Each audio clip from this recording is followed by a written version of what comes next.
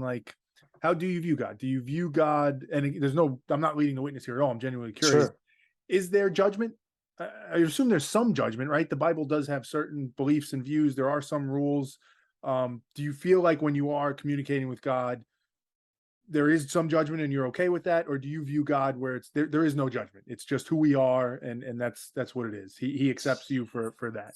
I Another thing I learned a long time ago was if you want to try to understand your vertical relationship with God, kind of look at the horizontal relationship you have with parents and kids and so forth.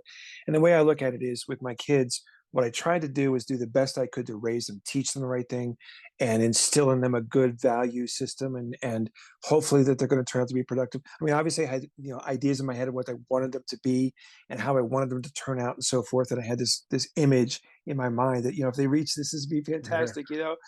And unfortunately, at some point, they got to where they had a mind of their own Mhm. and they decided to do things on their own. Mhm. And I had to stand back and watch it because at some point, I don't think you can really dictate to them Yeah. what you do. At some point, you kind of shift in that relationship with your kids where it becomes more like an advisor role. Yeah. And that's hard. But to watch them go through some of the things that they did and to have my heart broken by what they did, but they've turned out to be great people. They've turned around, they've become better people, they've learned from their mistakes. And I think that's the same way God does with us. He has an image in his head of, this is who I want you to be, this is how I want you to be.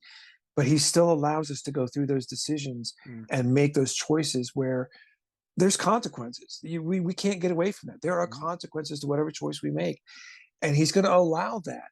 But he's going to be right there with us saying, okay, I'm here. I'm going to pick you up. Mm. Let's go. Mm. And there will be, I don't want to say a judgment to it. I think suffering the consequences of what you do is kind of judgment enough. Mm. And I don't think God's going to sit there and pile on and say, oh, you're horrible for that. Oh, it's terrible. Mhm. He's going to say, okay, what did you learn? Yeah. Yeah. Right. Right. Yeah. And you're going to sit there and go, well, let's talk about that a little bit. Yeah. And you're going to work through it. So no, I don't think there's like true judgment for that action, but I think there's a mercy of, okay, you failed. We both recognize this. Now let's Now go. what? Now, Yeah. as far as like the ultimate judgment, of course, that's still to come, but that's a whole other issue. Yeah. Yeah. Yeah. That scares the crap out of me. Well, before we get to that, because I find that interesting, I think it ties back to what you were saying about just kind of opening your heart and letting it flow. I think there's something that at least resonates with me that I think is true with that, as you say, like when we make mistakes, when we get it wrong, that judgment, that punishment, whatever it is, whatever the right term is, I think that's similar. Like as you said, Right. we kind of know when we get it wrong. We feel when we're doing something that we know we shouldn't be doing, or is Precisely. acting out of our value system, whatever it might be. And I think there's a lot to that sensation of, and maybe that is God. Maybe that's how God works through that. Hmm. But I felt that. I felt that where like I know, and then that is the judgment. That is me feeling like, okay, I messed this thing up. There's something I got wrong or I could have been better at, and I work through that. So I think it goes both ways. That truth and Right. authenticity of what we are and the goodness in us comes out, but also the negative and the things we need to be better. We feel all of Precisely. that inside of us. Yeah. Right. Exactly. Yeah. It's a complicated emotional mess Mm. that when you and it was like the situation I was talking about earlier where it just blew up in my face that Mm. it was this complicated, complex set of circumstances where I'm evaluating everything that's going on Mm. around me, and I'm watching these people tell me, my best friends who I've known for years are telling me, no, I can't associate with you because you're going out with this person and they're not of God and so forth, Mm.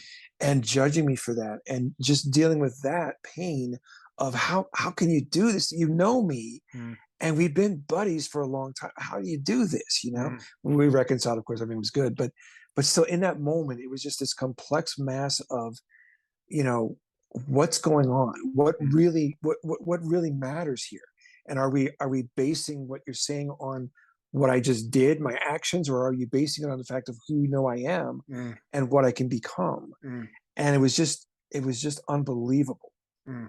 So Yeah, I think that's a lot of the frustration when people have frustration with God or whatever they call it is we all wish life wasn't so complex. And if there is a God, the sensation is like, well, if there's anybody that can make it simpler, like make it simpler. Like why are you doing this to me? Why are you making this so hard? Right, Why are you making it so right, complex? But I think the analogy you gave before of the parent relationship makes a lot of sense. It's almost I can envision, God kind of sitting there being like, I wish I could make it simpler for you, but right, I can't. And right, maybe it's because there's not the power to, or maybe there is, but just the knowing that it won't be better. Like you have to work through this yourself, as you said with your right, kids. right, But exactly. that's a tough thing in the moment. That sensation of like, but I don't want to go through it. I don't want to have to go through the fire. I want you to just tell me. Well, and It's I look back representative of to, much of life. you mentioned, not wanting to go through it. I look back to even, when Jesus was praying in the garden just before the Mm, crucifixion, he himself, mm, he knew what he had to do, but he himself was saying, "No, I don't want to do this. mm, If there's any way you can get me out of this, do it." mm, And he himself did not want to proceed. mm, So if he got to that point, his human side got to the point of saying, "No, I don't want to do this," then that doesn't make me feel so bad by saying, "You know what, God, I really don't want to do this either, mm, but I need to trust and in faith step out and do those things that maybe sometimes are hard." mm. But I can identify with that idea Yeah. that I know what I've got to do. I just don't want to.